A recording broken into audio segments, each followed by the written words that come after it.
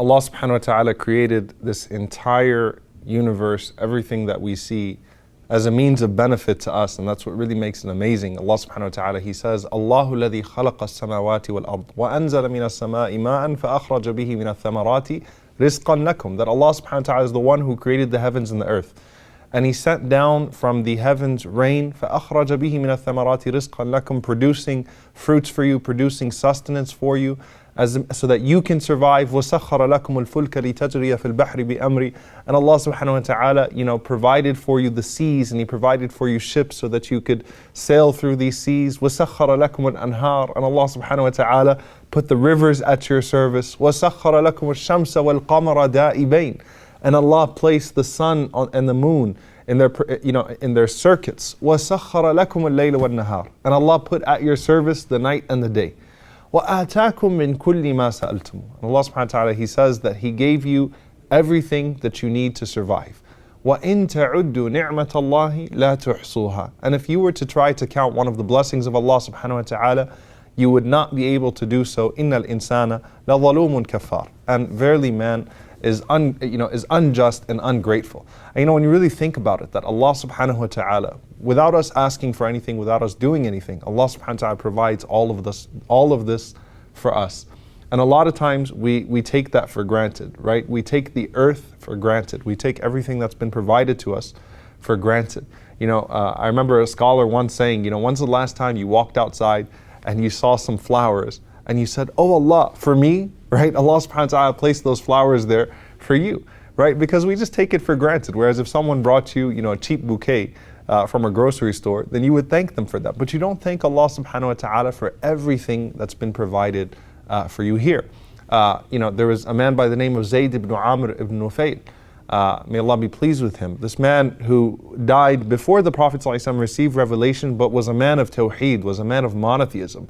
And when he used to see the people slaughtering their animals in the names of other gods, he would say, Allah subhanahu wa ta'ala provides you these animals.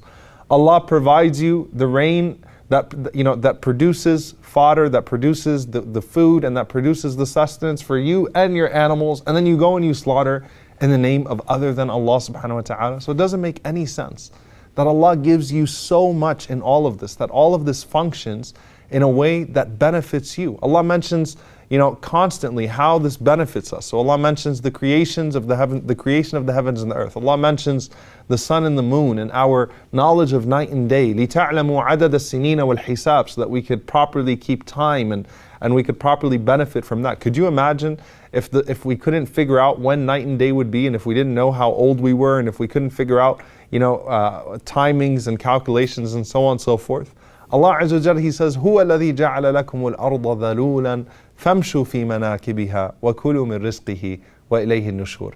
That He is the one who made exclusively for you, lakum, this entire earth, ذَلُولًا. ذَلُولًا means to be extremely submissive, that this earth is extremely submissive to you. فَامْشُوا فِي مَنَاكِبِهَا. Walk its shoulders, in the sense, walk its mountains, its valleys, walk upon its surface. وَكُلُوا مِنْ رِزْقِهِ. And eat from its sustenance. وَإِلَيْهِ النُّشُورِ. But know that one day you will be resurrected in front of Him, and you will be spread out in front of Him the way that Allah subhanahu wa ta'ala spread this earth out for your benefit. And there's much to take from this. If you look at the surface of the earth here, Allah is saying He made it special for us. The surface of the earth is easy to tread. Imagine if the surface of the earth was all like mountains, if we all had to live in regions that were rough and difficult to walk on. Allah subhanahu wa ta'ala, He made it easy for us to tread. But at the same time, He made the surface soft enough to where you could dig into it, and you could plant things, and you could build in it, so you could construct within it, you could build from its materials. Allah subhanahu wa ta'ala, He made this, He gave us fertile soil so that we could plant things, so that the earth can benefit us in ways that we can't imagine, in ways that we can't see. But at the same time, Allah subhanahu wa ta'ala, He made the earth stable enough and firm enough, while also creating gravity, so that we're not just flying all over the place. So subhanAllah, the earth in many ways is a contradiction.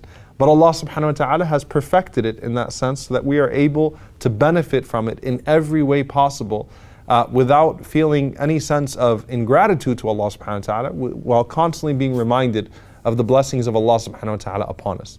And at the end of the day, the earth and the environment, all of this will testify for us or against us on the Day of Judgment. The Prophet ﷺ, he mentions this numerous times, right? Things, the earth testifying for us or against us, the animals, the creatures, all of the creation of Allah subhanahu wa ta'ala has a right upon us. So when you litter the earth, you are littering one of the signs of Allah subhanahu wa ta'ala. You are not doing justice to it, and it might testify against you on the Day of Judgment as a result of that.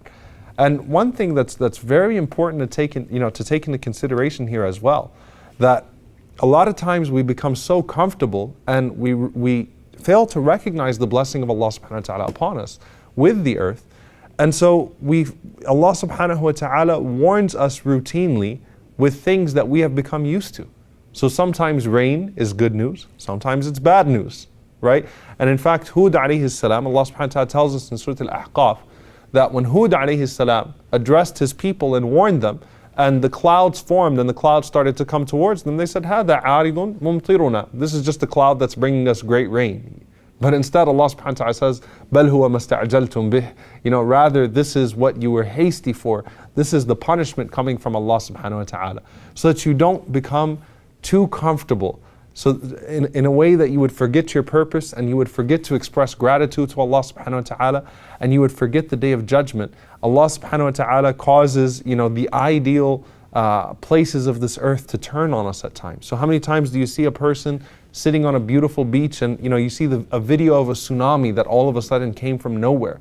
And that's really what it is, that every part of this earth, every part of earth that you're on, anywhere that you live, you have to be afraid of something. So, here in the States, if you live in a certain part of the region in the south, then you've got to worry about hurricanes all the time. Then if you live in the west coast, you've got to worry about earthquakes. Then if you go a little bit south or north, you got to worry about wildfires. Then if you're in the northeast, you've got to worry about, the constant blizzards and the snowstorms and things of that sort. The idea here is that every person, every part of this world has its pros and it has its cons. And Allah subhanahu wa ta'ala could cause it to all fall apart in one moment so that we don't become too comfortable. And that's the beauty of the way the Prophet ﷺ reacted to the movements of this world, to the wind. As the Prophet ﷺ was described, that if the wind became a little bit severe, if it started to blow harder, the Prophet ﷺ immediately went to his prayer. If the Prophet ﷺ saw thunder or lightning strike, the Prophet ﷺ made a dua seeking refuge in Allah subhanahu wa ta'ala. Or an eclipse, the Prophet ﷺ sought refuge in Allah subhanahu wa ta'ala. Not because Rasulullah ﷺ was assigning any superstitions to any of these things, but the Prophet ﷺ was teaching us the proper way to react, to remember that Allah subhanahu wa ta'ala is fully in control, and all of this will one day fall apart and we would be returned to Allah subhanahu wa ta'ala.